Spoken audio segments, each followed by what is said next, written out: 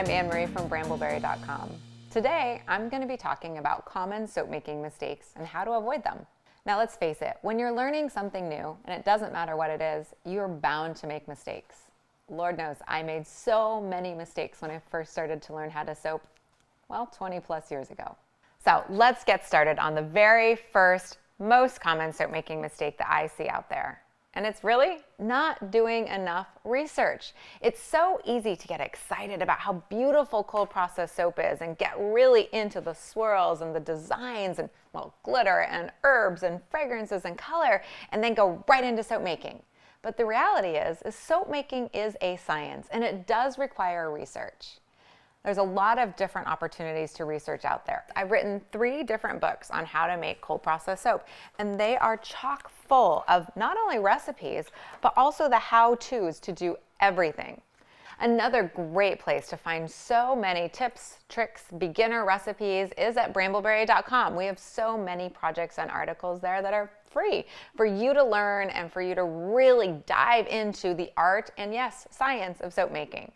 If reading isn't really your jam though, obviously all the videos on this channel, or there's lots of different videos on YouTube with other talented soap makers that can teach you some really great basics and, yes, some more advanced techniques. So make sure you do your research before you start that first soap making project.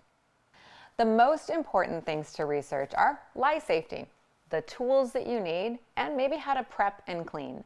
A really fantastic place to start is on the Brambleberry.com site, and it's called A Beginner's Guide to Soap Making. And that has a lot of what you need to get started. Another really common soap making mistake that I see, and I'm guilty of it too from way back in the day, is not making a basic batch of soap first. It's really easy to look at other experienced soap makers and the techniques that they're doing and the awesome things they're doing and thinking, oh, well, that doesn't look that hard. You just pour the things together and it's fine, right? If this is your first time making soap or you're pretty early into it, definitely get a basic batch underneath your belt. So this means no scent, no color, and definitely not soaping up with alternative liquids. So what is an alternative liquid? Well, that'd be like milk, for example. You always want to just use distilled water for your very first batch. And if you're looking at me and you're like, but no, I don't want just plain batches of soap at home. Well, okay, if you really insist, you can do 1 color and 1 fully tested fragrance oil, preferably from Brambleberry, so you know it's going to work. That's it. Get that basic batch underneath your belt so you can really understand what pure soap looks like and feels like when you're working with it. So then you're ready to go on and add and layer on with different techniques, different additives, and different ingredients. The most common thing that I see when people are like, but I don't really want to make just a plain batch of white soap, is trying to use goat milk in their soap. You end up with a little bit of goat milk because you maybe have dry skin, or you're trying to make a sensitive baby soap, or your friend owns a goat farm and she's like, can you turn this into soap for me? And you're like, oh yeah, I can. Maybe save that for your very second batch. And then another thing about basics is also, let's not use exotic oils on your very first batch of soap. Your very first batch of soap, you really want to stick to that holy trinity of oils, that coconut oil, palm oil, and olive oil, and stay away from anything that might accelerate trace, like a cocoa butter or a shea butter or any of those more exotic oils that could give you a softer bar of soap in the end, because you really want to understand how a basic batch of soap looks and feels and performs in your pot before you move on. Another really common mistake in soap making is measuring by volume and not weight. So soap making is a science, and it's important to be precise. And it can be confusing because the term ounces is used to describe a volume measurement as well as a weight measurement. So what's the difference? A weight measurement refers to the mass or the heaviness of an item. A volume measurement refers to how much space that item takes up. With volume, you're probably familiar with it. It's such a common measurement when you're working with food recipes where ratios are more important. But in soap making, the weight is the most important. The easiest way to make sure that you're measuring in weight is to invest in an actual scale. Now, when I first started out, I literally used a Weight Watchers scale, one of those kind of like ones.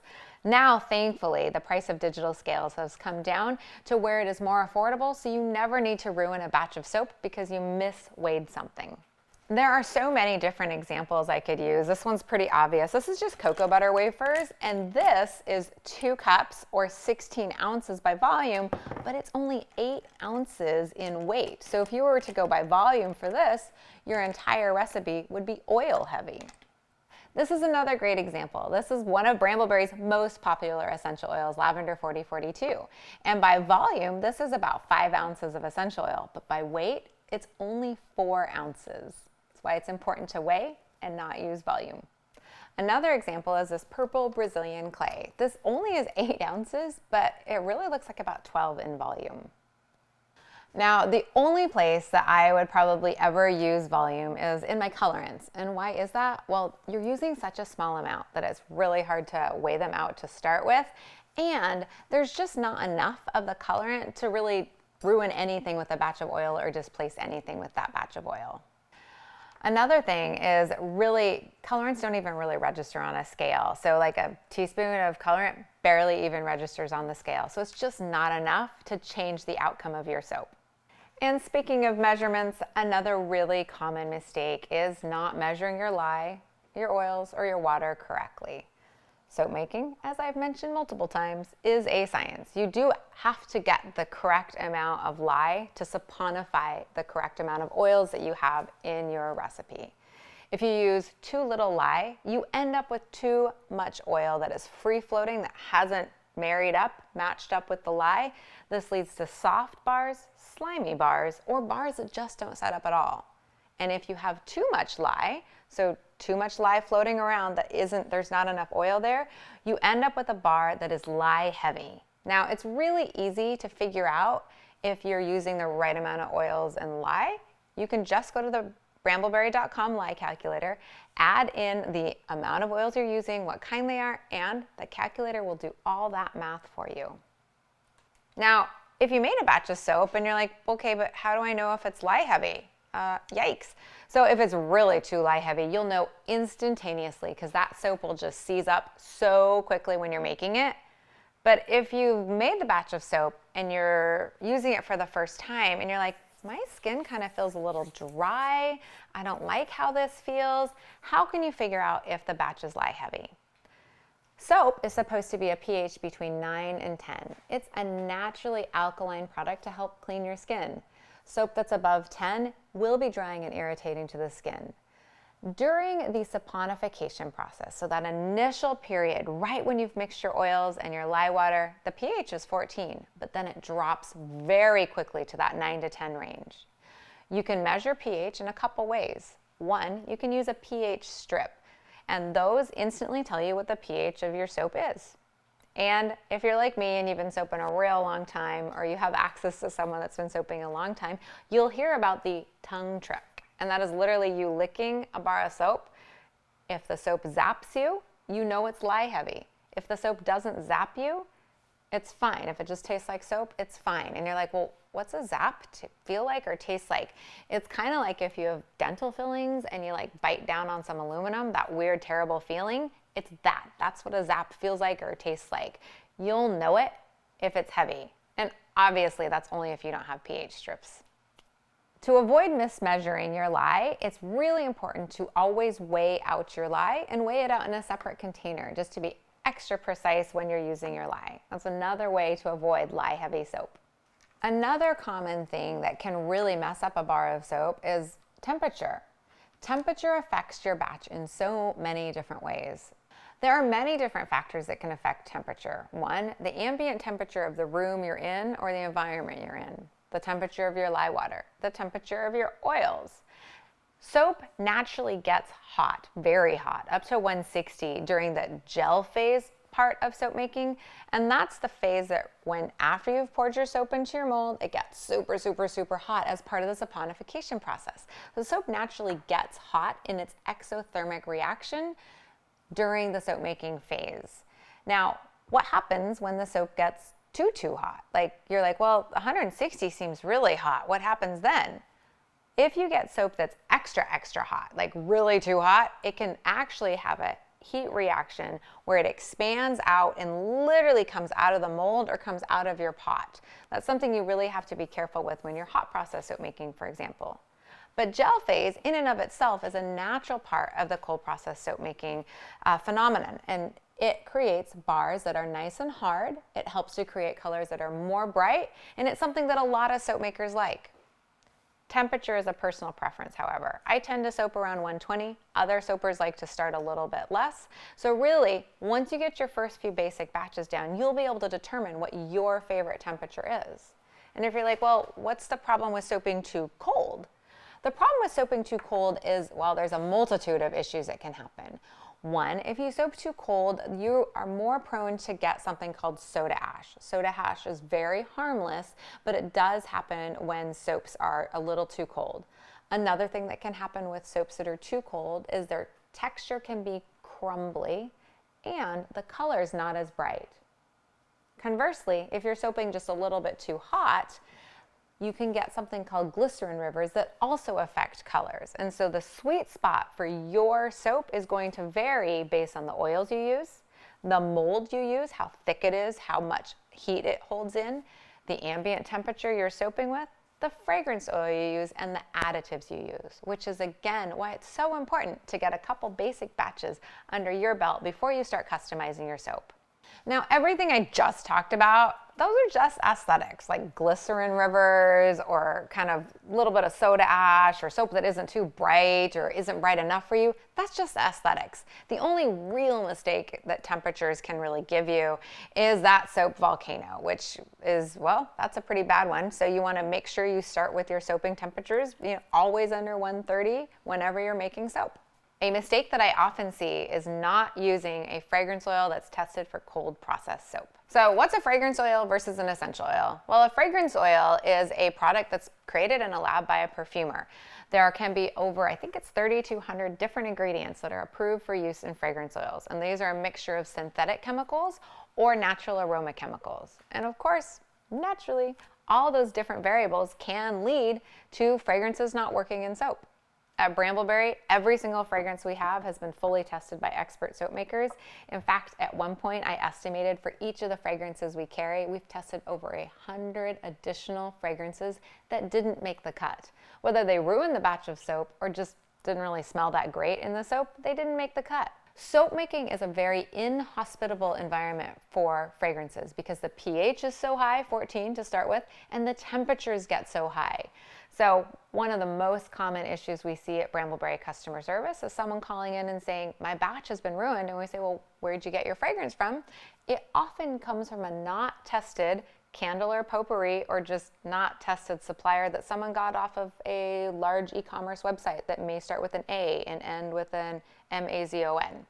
So at Brambleberry, you'll always find the cold process testing notes for every fragrance, and you'll see color swatches, like, is this fragrance going to turn my soap brown? So for example, if you're doing a design that's creamy white, you always want a fragrance that's going to stay creamy white. Or if you're doing a design that has lots of fine, feathery swirls, you're going to want to make sure you're not using a fragrance that accelerates trace. Choosing a fragrance oil is so fun. It's where the artistry, matching your design to the fragrance really comes into play. At Brambleberry, we have over 250 fully tested fragrance oils.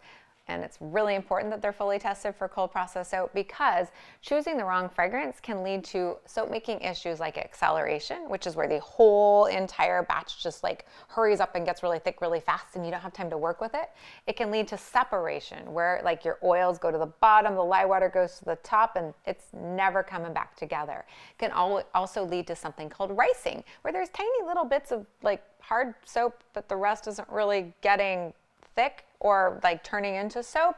So there's many different problems that fragrance oils can cause. So that's why it's so important to use a fully tested fragrance.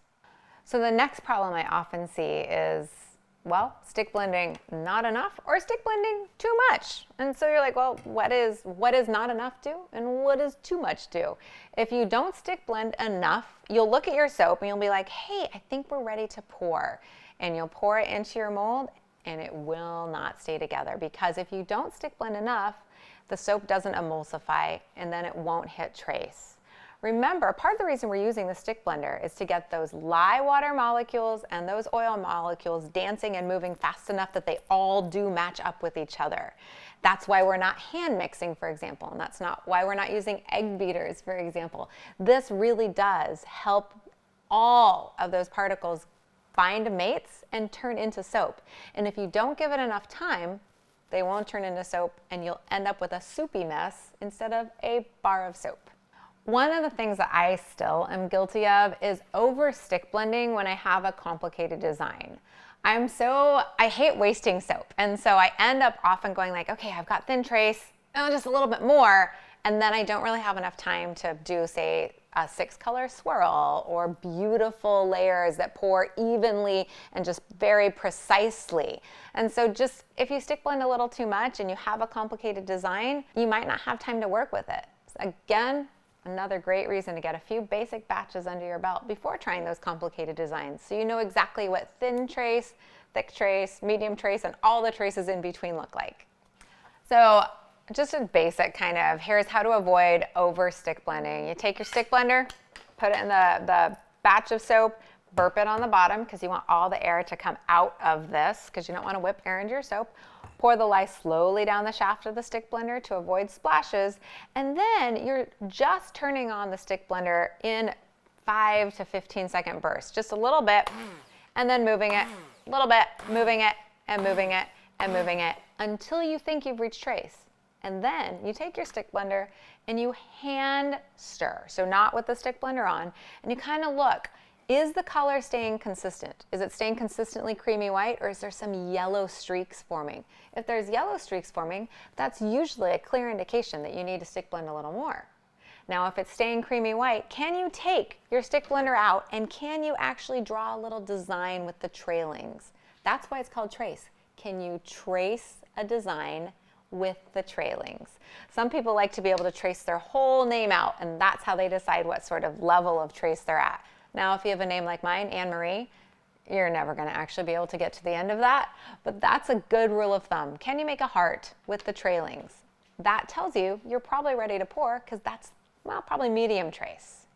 So a good rule of thumb is like if you think you're ready, you've confirmed there's no false trace going on, right? You probably are more than ready because you can't ever untrace, meaning like if you get to too thick of a trace, you're there. There's nothing you can do to turn back the time there. So always kind of really be working on the side of caution, especially when you have more intricate designs after you've gotten those first few batches under your belt.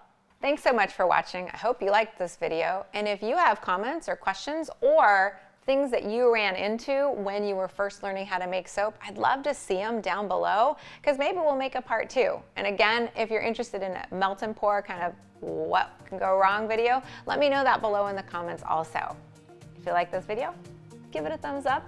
Please subscribe to our channel. And when you're making your soapy creations, hashtag them Bramble on because we love to see what you're creating. Until next time, happy soaping.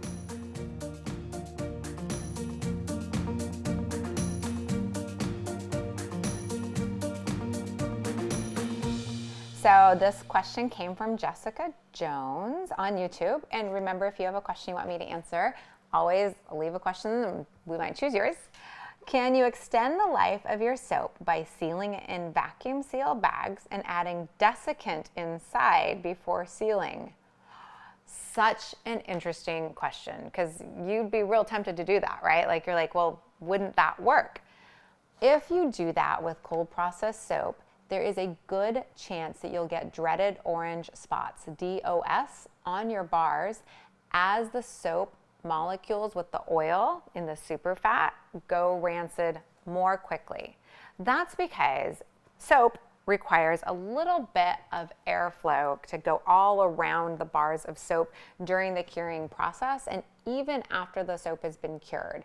So when you shrink wrap your soap, you'll often see soap makers leaving the ends open. That's one, so people can smell it, right? That way because you can't smell through shrink wrap very well, but also to allow for airflow. So really, if you're doing that, the soap should have a very low superfat and the soap should be cured for 8 to 10 to 12 weeks before you go ahead and try and vacuum seal with desiccant packs. I wouldn't do that though. I do think that you really run the risk of having dreaded orange spots form in your soap more quickly than if you just left the soap out in a well-ventilated area, even if it was in like an actual Tupperware box that was well ventilated with the desiccant packs in it. I think you'd have a better chance of keeping that soap fresher for longer without dreaded orange spots. Just a little asterisk here, that answer is just for cold process soap. Melt and pour has a whole different game that you play with it in terms of wrapping it and keeping it safe for use for later. With melt and pour, you actually ironically don't want it to get a lot of airflow because melt and pour has added glycerin in it, and so it attracts moisture. So with melt and pour soap, you always want to shrink wrap it or wrap it with saran wrap to keep the moisture from getting in. But for cold process soap, it wants to have good airflow in order to keep those oils fresh as long as possible.